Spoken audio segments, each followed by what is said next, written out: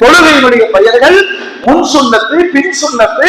இந்த தொழுகை அத்துணையும் நம்முடைய சொந்த அபிப்பிராயம் அல்ல, பெருமானாருடைய வழிகாட்டுதல். பெருமானாருக்கு ஜிப்ரீல் அலைஹிஸ்ஸலாம் காட்டித் தந்தார்கள், ஜிப்ரீல் அலைஹிஸ்ஸலாத்திற்கு அல்லாஹ் சொல்லிக் கொடுத்தார். இந்த மார்க்கம் சுப சாதாரண மார்க்கம் கிடையாது இல்லையா?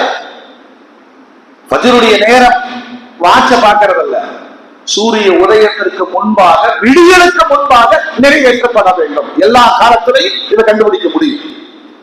லோருடைய தொழுகை சூரியன் நடு உச்சியில் சாய்ந்ததிலிருந்து நீங்கள் தொழுகையை நிறைவேற்றிக் கொள்ளுங்கள்.